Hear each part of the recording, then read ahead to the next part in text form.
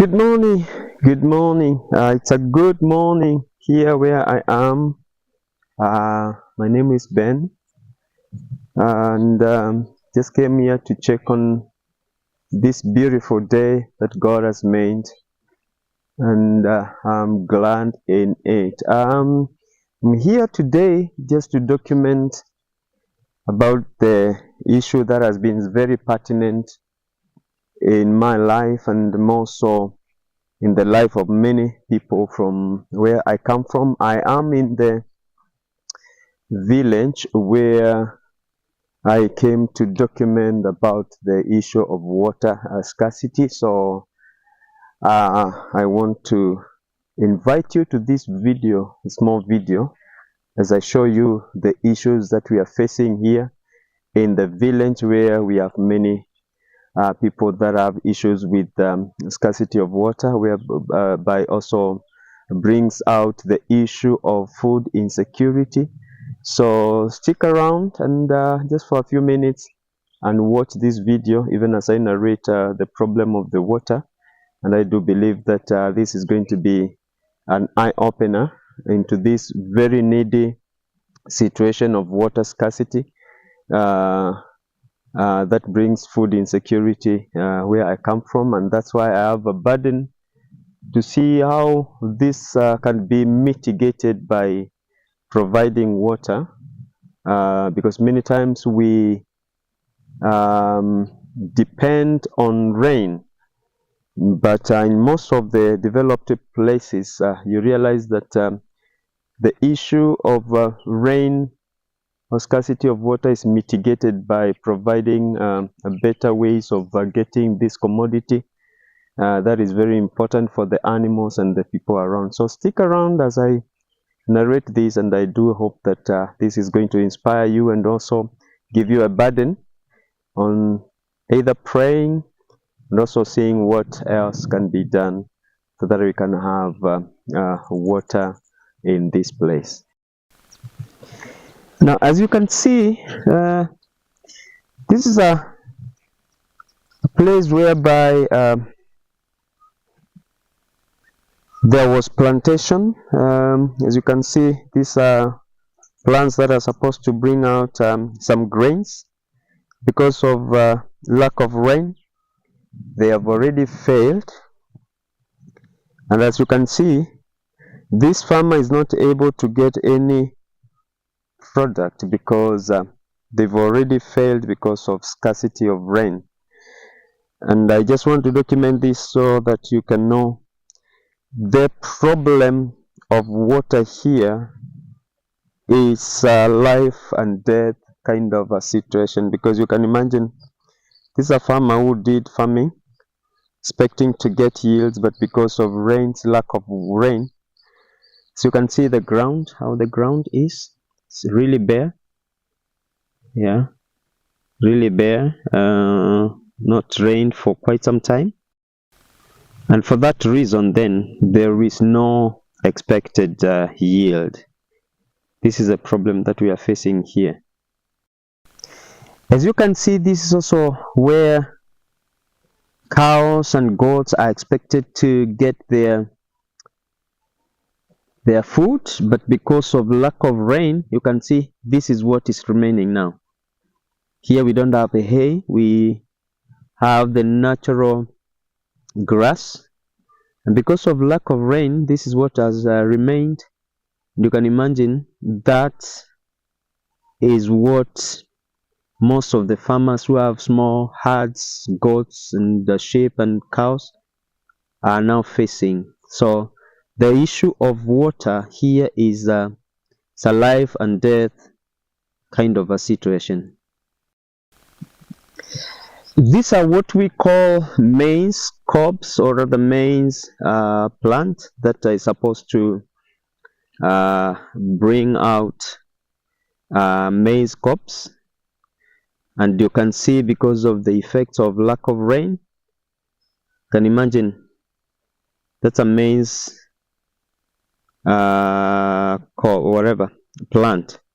It's already withered. You can see the ground, it's not rained here for some time. Yeah, so I want to show you, this is maize. You can see this farmer, they planted, they did all they needed to do to make sure that they prepared the ground. But as you can see, these crops cannot help this farmer because the rains failed. When they failed, the crops failed.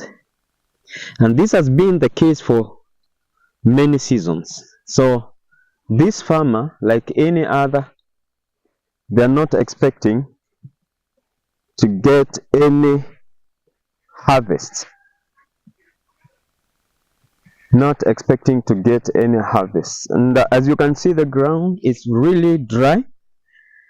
This is a very productive soil. Because of lack of water, what is happening is that nothing can really grow to maturity whereby it can yield. And that's why I'm saying such a ground, given water, there will be harvest all around. I have worked in this farm, and I can tell you this is the only maize crop that at least grew to some extent. But you can see that is the outcome. Reason: water, no rains. So here even the wheat cannot become anything because of the scarcity of water. So I want to take you to the place whereby people go to get water, so that then we can be able to see how they get water, and whether or if the water is there, and whether it is able to sustain even domestic needs. Come with me. So this is my place, and I want to take you down to the place whereby most of the people come to get water, so that you can see the need of that water. So let's have a walk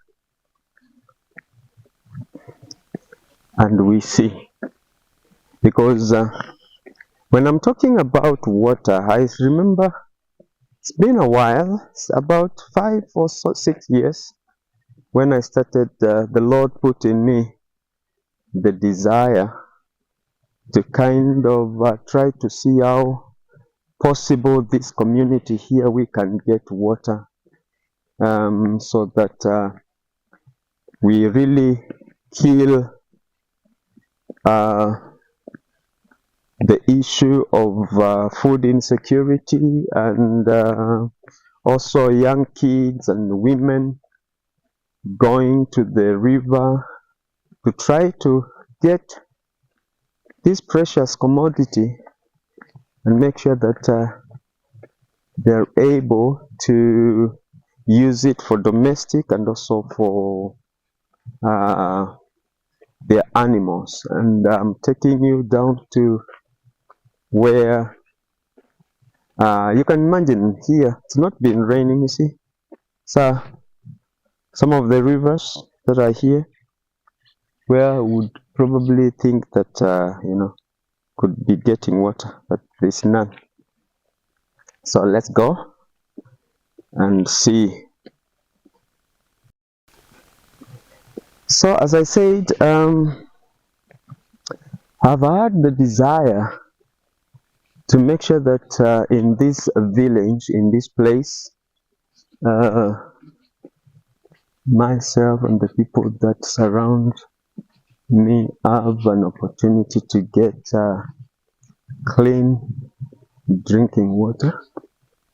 But it has been an uphill task, because the government that is supposed to provide borehole, save water. He has not been doing this for quite some time, and that's where we have a problem. So let me take you to the place where we get water so that we see how to go about it. Tuna tuwapi tuse hata.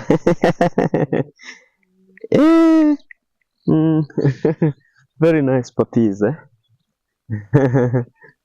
very nice puppies. All right. Yeah, so as I said, the government is the one that is supposed to drill water for the community, but I can tell you from here where we have a drilled water that is supposedly supposed to be used by the community is about 10 kilometers away, and that water you can only use it for construction and for animals. You can't bathe, can't use it for any other, even cooking, because it's salty and not clean. So that's a problem. So I'm taking you to the place whereby my people here go to see whether they can have water. This is about 500 meters from my place, and actually I'm the one who is a bit nearer to the river. So here we are.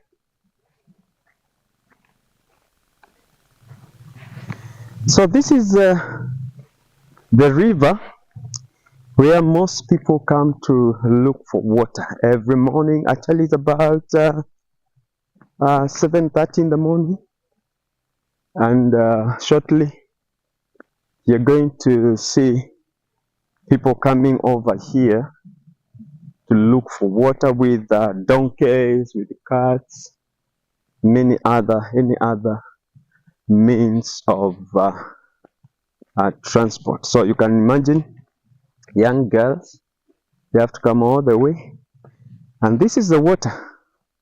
You can see. So this is the water.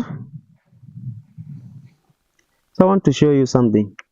So this is the water that everybody comes to look for, and you can see the marks of the animals, and a good proof is this poo-poo of the cows. So that, and you can imagine this is where people are coming to fetch water. Yeah, so here they use the same water with the animals, and for sure I wish you could feel the smell on this video. Unfortunately you can't, but I can tell you it's smelling poo-poo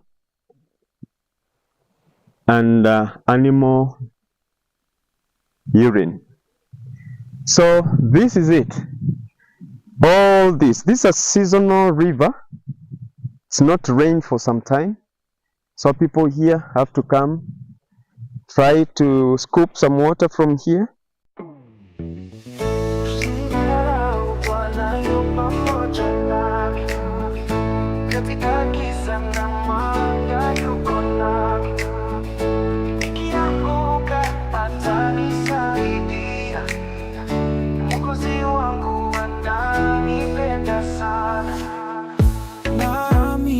Sitawahi kuachwa, milele milele nitamrudishia sifa.